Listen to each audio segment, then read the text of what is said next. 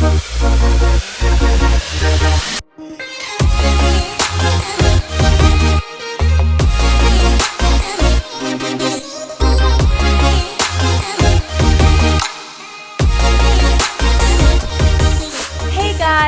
to our YouTube channel. My name is Bipilo and this is Bipilo and Sipo. Thank you so much for being here.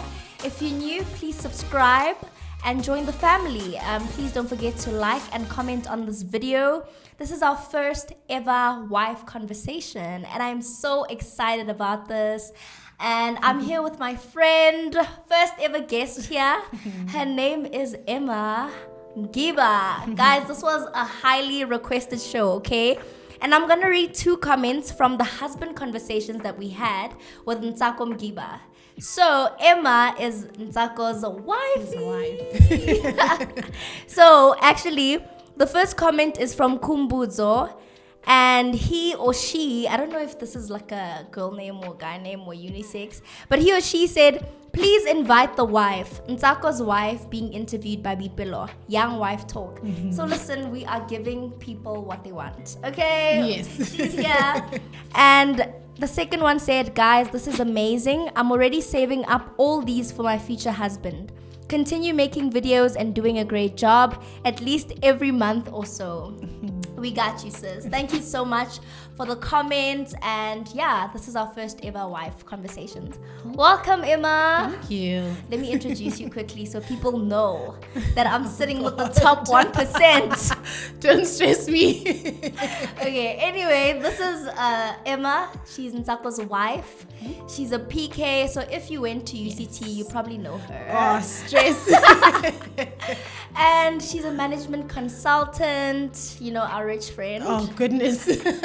But most importantly, she's my friend. And I love her so much. And I'm so glad you are my first guest. How are you doing? I'm good. Thank you so much for having me. It's a I'm pleasure. really excited to be here. Awesome. I'm so glad you're here. And yeah, let's get right into it. So how did you meet Ntsako? What a long story. I'll try and condense it. Okay. So I met Ntsako in 2014. I was in grade 11. And before then, I had known his older brother. Okay. Because we went to the same church. And we got to know each other, and he would always tease me about his younger brother, saying that, alluding to the fact that we should date or like end up together. I didn't really pay it any mind until I met him and I saw him and I was like, oh, what a pleasant face. Like, what a pleasant I face. really enjoy his face. And then nothing really came out of it. The following year, I was in matric, and he was my matric dance date. But still then, like, it was nothing. But then 2 years after that, that's when we actually dated. And how that happened is I became really close friends with his 2 housemates at the time. You know them, Prince and Shezi. You know, they joined my church, and you know, we'd see each other at youth and I'd give them lifts home. Like, it was just, we just became really great friends. And yeah, I think in that whole mix, he and I started seeing more of each other. And then eventually after our youth camp in 2017, he asked me out like a few days later. So that's how we met. It was a very long process between when we first met and when we actually started dating. But yeah, that's a little bit of the story. Oh, awesome. So did you ask him to be a matric dance date? And how did that work? Like, as a PK, like, did you tell your dad? Like, how did that work? So I went to an all-girls school, and because I am a PK, I didn't have the, I don't want to call it the privilege, but I didn't go to, you know, all those what do we call them? Those events with your brother's school. Yeah. So I didn't have anyone to take, and I didn't want to like take anyone from church because. So yeah, I just was really stuck. And funny enough, my mom suggested that I take him. Oh, hectic. She did. But I had my own issues, so I was like, no, I don't want to take him. He's gonna think I'm into him. Ew. And then she actually asked for me. Oh, wow. And I was so angry We at love her. it. We love it. I was so upset with her. But yeah, she asked him for me, and then I got over it, and then we just went to the matric dance. And look how that ended. Look at how that ended. So then how did you guys get engaged? Like, what happened there? Sure. So we started dating 2017 September, and then by December he was like, I want to marry you, and I was like, we love to see it. So yeah, I think we started talking about getting married quite early on, but obviously I needed to finish school first, and at the time I think I had like a year left, a year or two actually, 2 years left. I'm not actually sure, but I had some time left. Yeah. So yeah, I think it was just one of those things where, you know, we were constantly talking about our future and the life that we wanted to build. And on our first year anniversary, he proposed, and I really wasn't expecting it because I still had a way to go before I finished. But yeah, he proposed, and I think it's just because we were so sure that we wanted to be with each other. So that's how we got engaged. And then obviously the rule was finish your degree and then get married. So I finished in like, my final exam was sometime in November, and we got married on the 5th of December 2020. So that was how many years engaged? 2. It was 2, yeah. And we had been together for 3 years. Okay. Yeah. That's beautiful though. I love how like the intention behind it. Like he was so intentional. He really was. He really love was. to see it. Love to see it. Yeah. But basically our topic today is not really like a nice topic. It's kind of hectic. And I was really like, I don't know, I was nervous about asking you to speak about it because I was just like, you know, it's quite vulnerable. But I'm glad you're willing to share. So our topic, we'll be talking about how to survive a tough first year of marriage. A tough first year of marriage financially. Financially, yeah. Yeah. And so when you guys got married, what were your expectations? Just financially. A soft life. That was my expectation. Yeah, so my husband started his company in second year varsity, and that was progressing really, really well. So my genuine expectation, and all jokes aside, was a soft life, just because I knew the financial situation, I knew what their aspirations were as a business, I kind of knew what deals were in the pipeline, etc., etc. Yeah. And I think it was fine until it wasn't fine, because you know how business is, it ebbs and flows. There are peaks and there are valleys, and I think that I wasn't really expecting things to take the turn that they did. So that was my expectation, but obviously life is really unpredictable, right? Yeah. And what was the reality of the first year of marriage financially? I guess the first maybe 2-3 months were fine, and then I wasn't working during my first year. Our first year rather of marriage, I was finishing off my honors, or I was doing my honors. So he was like the sole breadwinner. He really was. And then the situation wasn't, I don't want to make it seem more dire than it was. It's not like we were hungry and like sleeping under bridges. It really wasn't that deep. It was just more the comfort that I was accustomed to from home, being the last born, then being the only child at home because all my siblings were married. It really was very different from that. And now I had to face things like budgeting, which sounds super elementary, right? And you get it in theory, but when you have to practice it, it's like, oh my goodness, I hate what's happening to me. So things like budgeting, saying no to yourself, right, to certain things, which again sounds really elementary, but for me it was actually quite difficult to wrap my head around the fact that, oh wow, I actually want a thing and I can't get it right now. So that's what the reality was like, and it wasn't the easiest pill to swallow, let me put it that way. And I relate because I haven't shared this, I don't know if I have, but in the first 2 months of the year, I was unemployed. And when Sipho and I got married, like I was working a good job and he was working a good job. So we didn't have to say no to anything. It was just like, whatever I want, I get. First 2 months, I wasn't working and he was the sole breadwinner. And we would make our budget and it would literally be minus on the calculator. And I would be like, okay, like this is hectic. Like, I'm not used to this either. And I would think like, oh my gosh, like I need jackets, I need a new this, I need a new nails. my nails. Okay, I don't do a lot of nails, but I'd be like, Yeah. my hair, this, like, and I had to learn how to budget and how to say no to things. And also for me, I also kind of felt like it was my fault because like I wasn't getting a job, and I had started applying for jobs like last year, September. So January I'm not working, February I'm not working, and here I am, and I was in school, right? So there's school fees, there's this, so it was like a lot. I felt like the issue, like, did you feel like that? Sure. With you not working? Yeah, did I feel like the issue? Let me think about that. Sometimes I felt like a liability. Sure.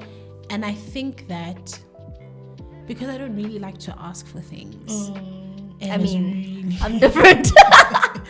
I really don't like to ask for things.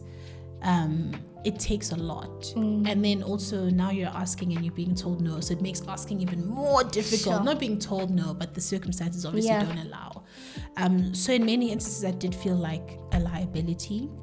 And I actually started looking for work while I was studying, funny enough, because I was like, listen, I need to get out. I need to do something about this. So I would let that stress me. I'd spend a lot of time like looking for stuff and applying for everything and anything, even though it doesn't serve me or my purpose. Sure. Right? So in certain instances, I did feel like the problem, but I think the more dominating emotion or feeling was, let me just sort this out. Let me do something about this. Yeah.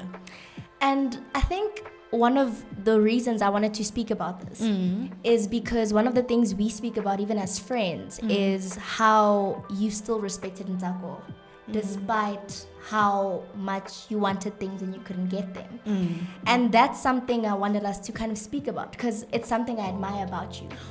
Thank you. But really, how did you still be respectful of him despite him not being the ideal provider? Yeah, the Moreki. Yeah, the Moreki that you wanted him to be. Sure. I don't want to give myself too much credit because I don't think this is something I nailed all the time. But I think that during that year-long period, there are two principles that I relied on. The first one being do unto others, right, as you'd want done to you. And that is, again, I'm going to use this word often, a very elementary biblical principle, right? We learned that in Sunday school, but very powerful when applied. Sure. So if you really just take time to pause and think and tell yourself, okay, I really want to get my nails done, and the circumstance doesn't allow, right? Because we need to prioritize something else. How would I want to be responded to in that situation? If I knew that I was trying my level best, right? And I was working long hours and doing the best that I could, but I just couldn't do this one thing. What would I want to receive from my spouse? And that's support. And it's understanding and it's love. And so I think that's something that I really relied on heavily. And like I said, it's not always the easiest thing to do, but sometimes it's just a matter of not saying anything. It's just to say, oh, is that not possible? Okay. And you just let that be, right? Yeah. Because maybe you're also not in the space where you'll be able to, give a whole monologue and say, oh, I love you so much. You're such a hustler. Yeah. Oh my God. Just everything you're doing. You know what I mean? Yeah. You might not be able to give that in the moment, but you can temper your emotions and you can watch your tongue, because I think that's something that a lot of people make a mistake about. So they will say you should be like other men and your friends are doing this, and that is very destructive. So that was the first principle that I relied on. The second one, also biblical, where it says comparison is the thief of all joy, right? And oftentimes you will be okay in your situation. You won't even be thinking about nails. I'm using nails a lot because I like to do my nails. You won't even think about nails or lashes or the kettle that you wanted or the jacket that you saw. But because you are scrolling and you are watching statuses and stories, you see something and that triggers you because, oh no, her husband did this, they went away for this holiday and you didn't go away. Yeah. And so it's just guarding yourself against comparison. That's another thing that I really try to do. So I would actually avoid certain YouTubers or certain people's statuses because I'd be like, you know what? I'm not in the space to be able to receive this, and that's okay. So that's another thing that I did, both rooted in scripture but also very practical as well. People are different, and so you get people that are able to see what's happening in their neighbor's yard and it doesn't affect them at all. But that's definitely a growth area for me. So I knew that I needed to take more extreme measures, quote unquote, to ensure that I'm not putting myself in a headspace where I'm comparing and making myself sad when otherwise I would have been fine about the situation. Sure. That's so good. And I know we're speaking about the things you did well because you really did those things well. And I remember we've spoken about it. But what are some things you think you didn't do so well in that season? That's so good. What didn't I do well? I think that in as much as I didn't say anything, sometimes my attitude wasn't supportive. And that's a big one because there's a thing called non-verbal communication, right? You can tell someone how you're feeling without saying a thing. So that is something where I reflect and I say, you know what, I could have actually done that better. And the second one is just, I should have taken more time to ask God how to steward that season and that situation better. I think I did that to a certain extent, but in retrospect, I should have done it to an even larger extent. Everything that we go through happens for a reason, and sometimes it's for our growth, it's for our benefit, and oftentimes because the situation is so difficult, we're not really taking the time to become who we need to become in that situation because we're too busy lamenting the situation that is, right? And so that's something that I wish I had done better. Because if I reflect and I say, okay, what do I think God was trying to prune or grow or see in me during that time? Probably more reliance on Him. Because growing up with my parents being my spiritual covering as well, they become your be-all and end-all in a sense because they provide for you in terms of like your earthly needs, but also spiritually, they're that person, right?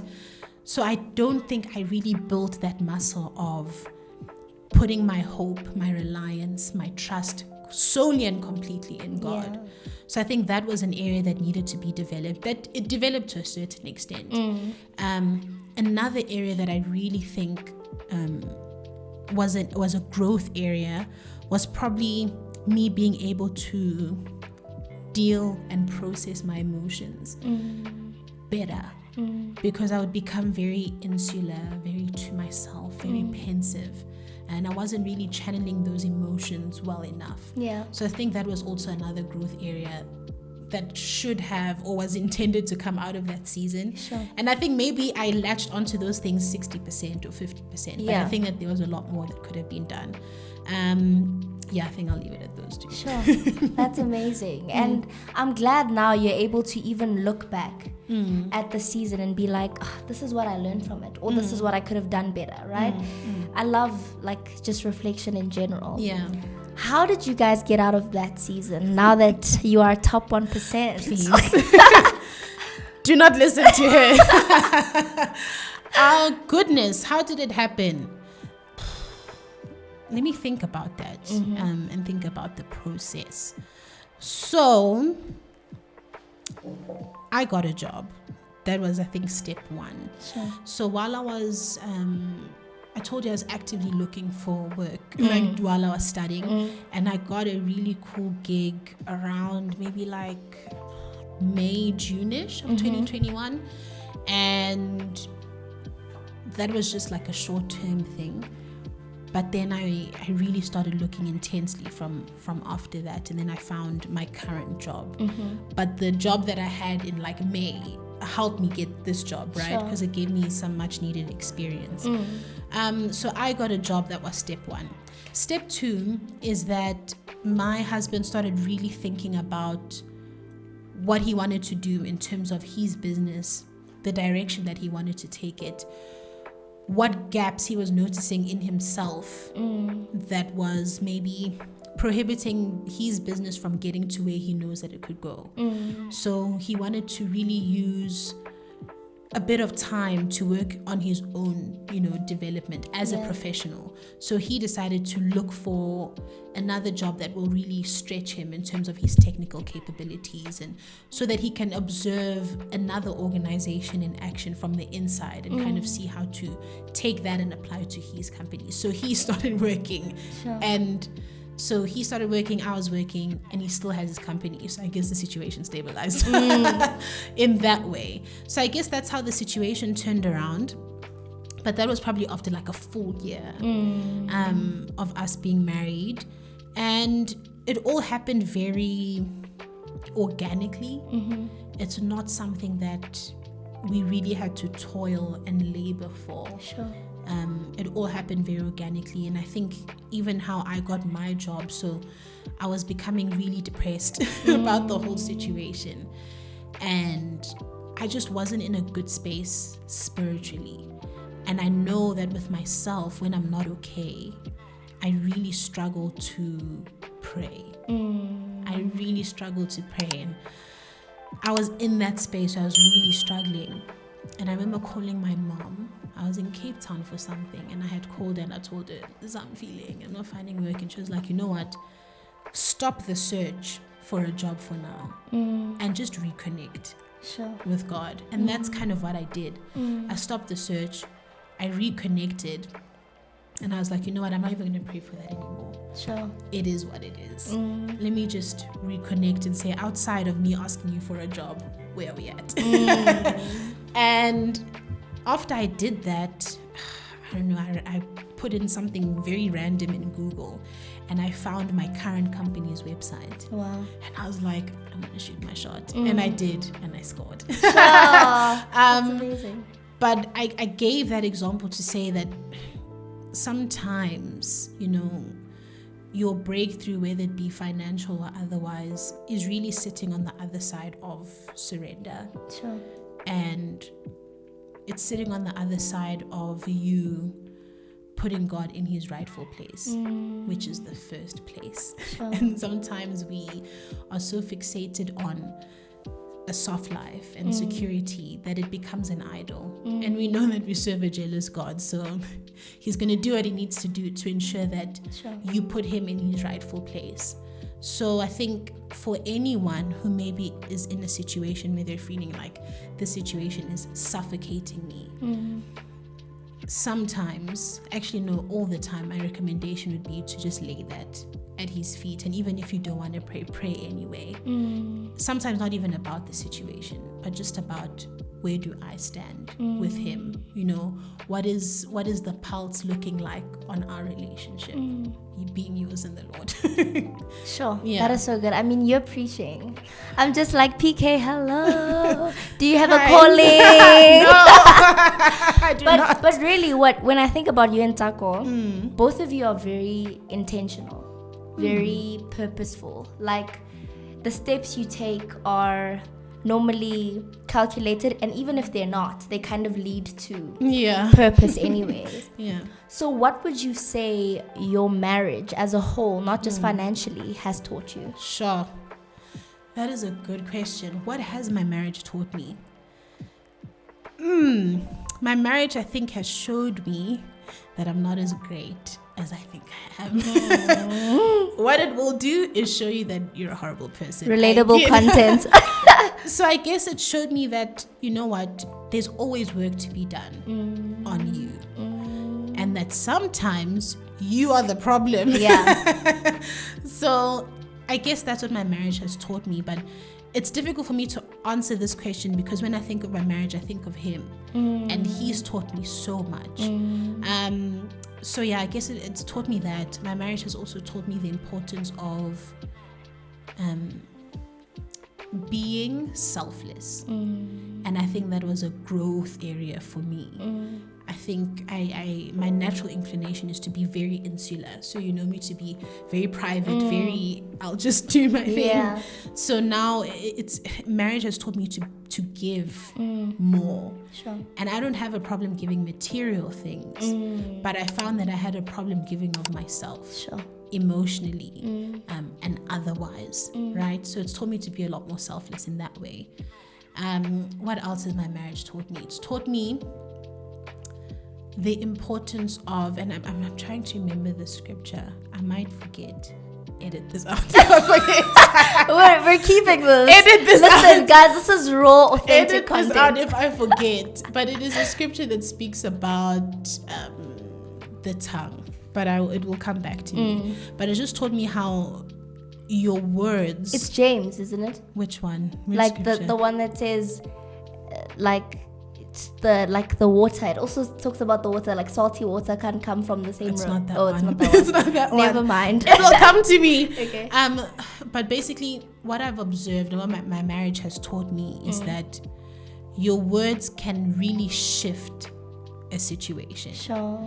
You guys can be having an okay time, but one response or, one comment that's spicy for no reason can just really destroy what otherwise was a good day. And now you guys have to have full on caucuses and plenaries as to why was that said. You know what I mean? So it's just taught me that words, how you say them, it has a lot of power. Yeah. And it's teaching me to pause and think a lot more, which is something that I'm really still actively working on. I don't think I've nailed that yet.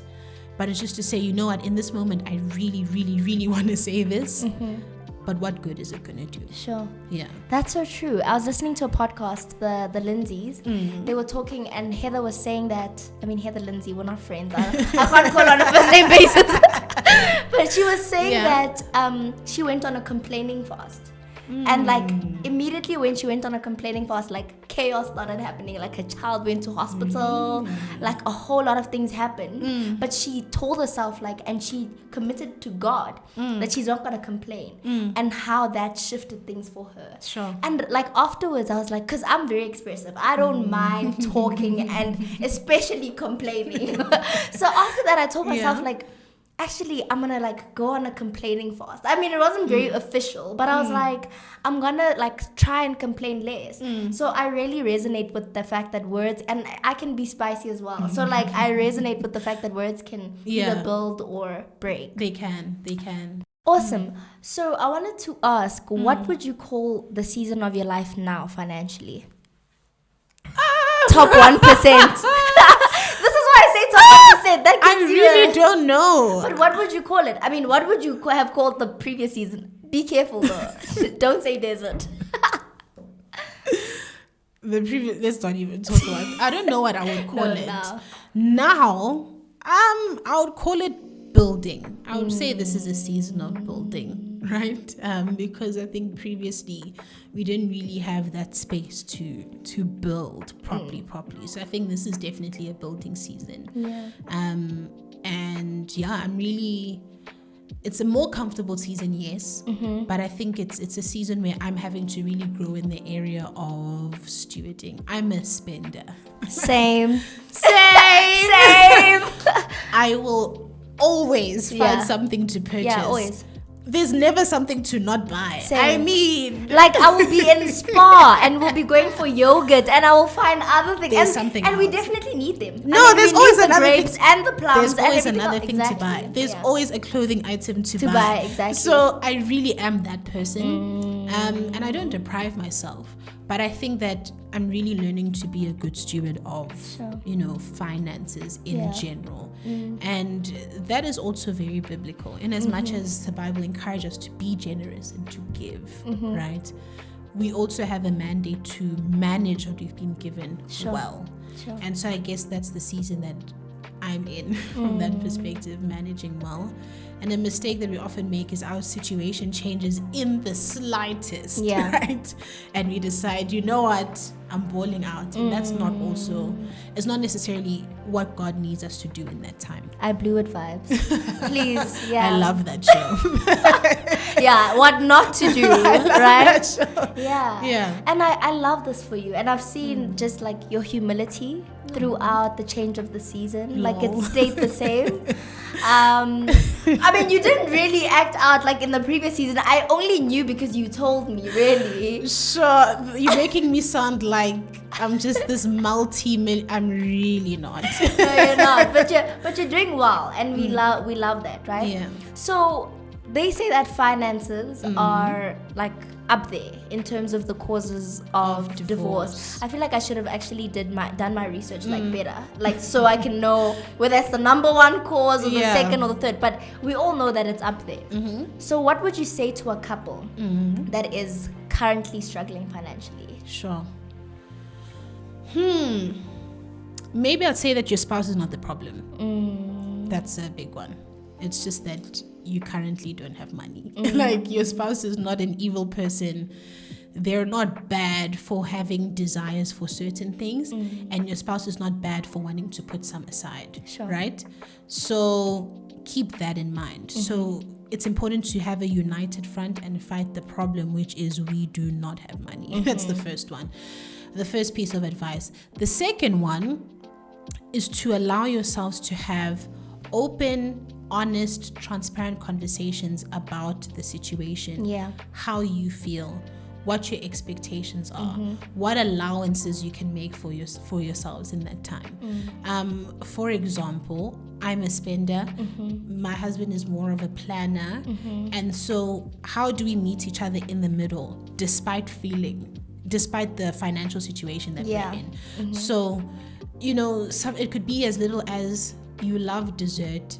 So every month, we will ensure that you can like go out for cake so that you don't feel like you are entrapped in this home, and for your other spouse, it can be, okay, you love to save, so we will ensure that there is a specific amount, even if it's as little as 100 rand that we are putting aside for your peace of mind. So it's approaching the situation where you can compromise, make allowances for each other so that you're not suffocating one or the other, in the situation.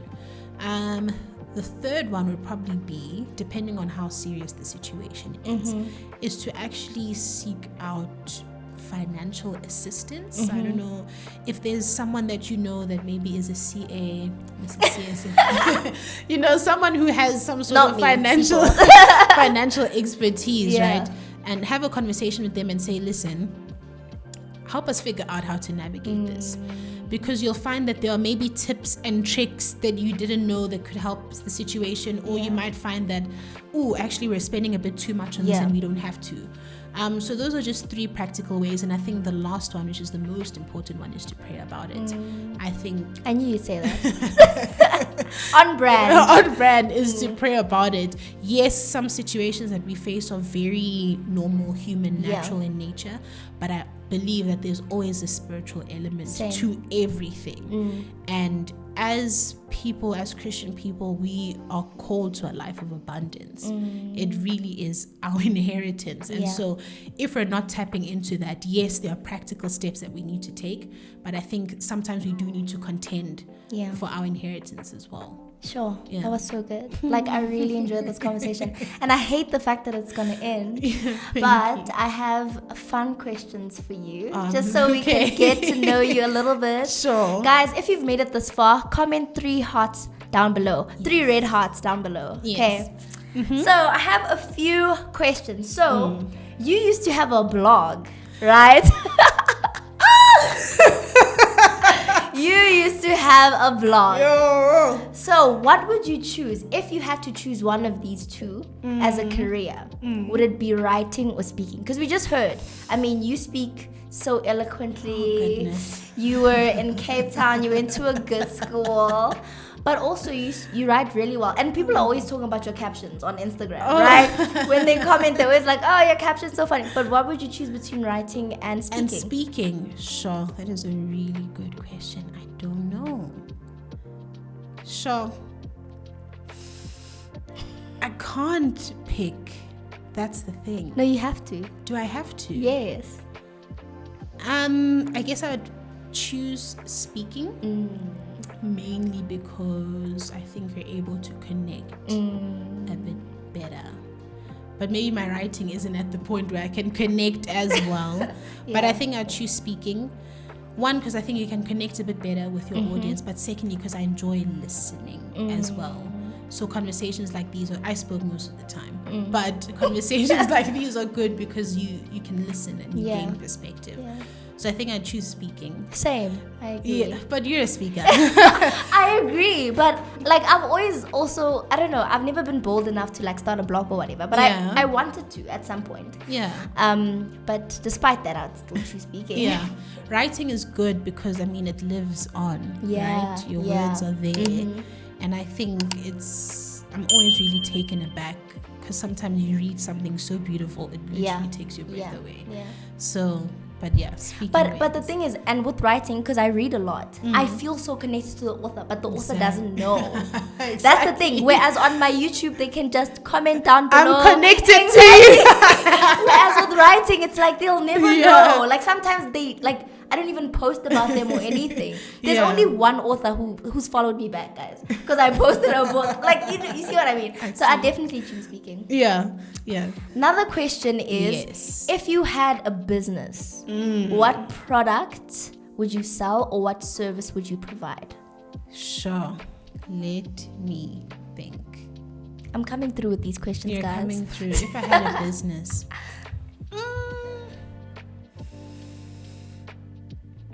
Jonga. That's Ntako's business, by the way. That's his business. This is a very tough question. What service would I provide? Any business. Any. And it is guaranteed to succeed. Yes.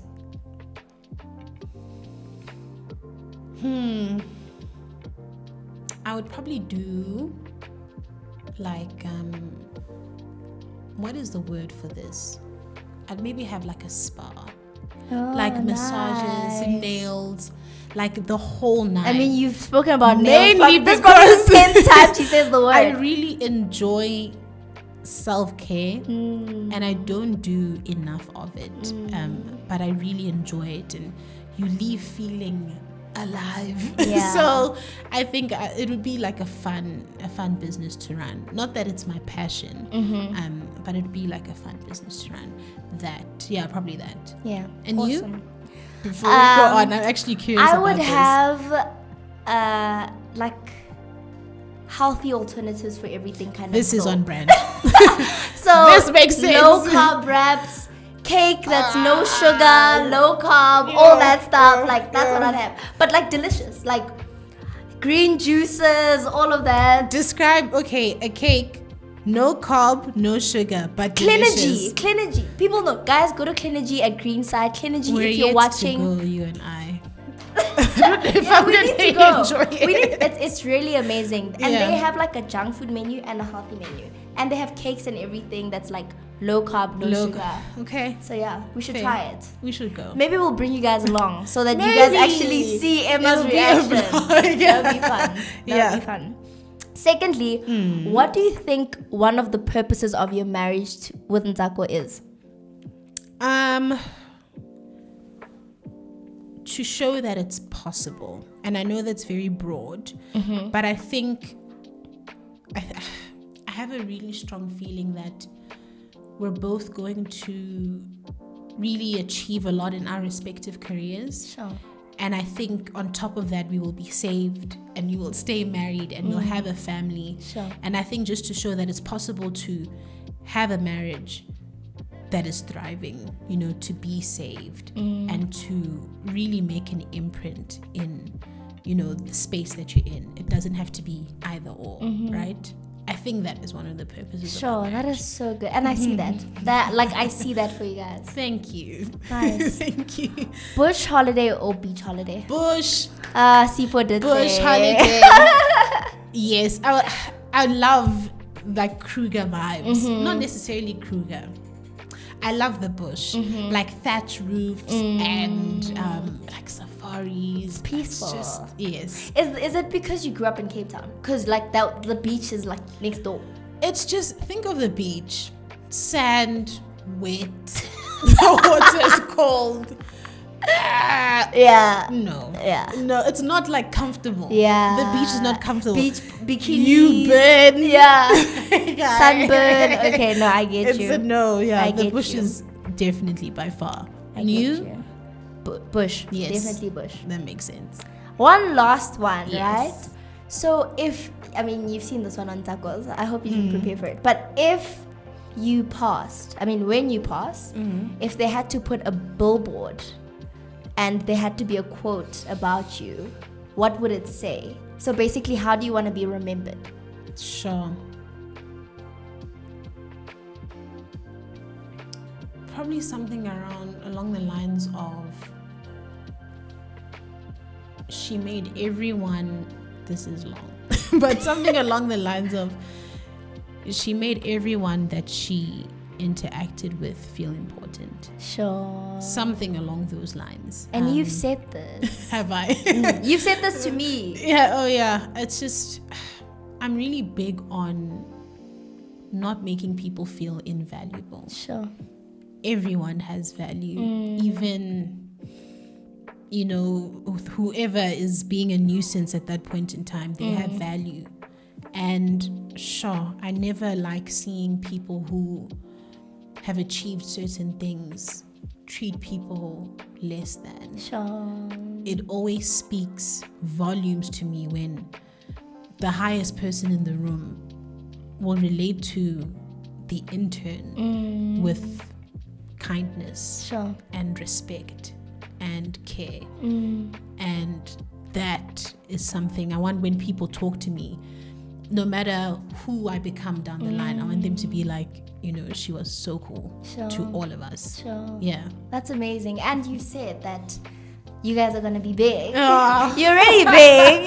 So, and I see that, man. You've treated all of us that I know just with respect. And I really enjoyed this conversation. Thank you too. so much for coming. Thank you for having me. And Thank you. guys, listen, I got you. So if you want someone else, let me know down below who you would like to come here. Please follow Emma on social media. I just have Instagram. On Instagram, it's Emmanuel, so EMMANUELLE.TM. Yes. And then she has a new podcast that's either coming or here by the time this airs. It's called Good, Better, Best. And it's her and Zako. It's amazing. I was at the listening party. It wasn't really a listening party, it was an email. But I really enjoyed listening to it. So you can find it hopefully on Apple, Spotify, and the whole nine. Hopefully. All of them. Yes. Yeah. But guys, love you guys so much. Thank you so much for watching until the very end. Thank you. Let us know what resonated with you most and just comment whatever stood out to you in this whole video. See you in the next video. Thank you so much for watching.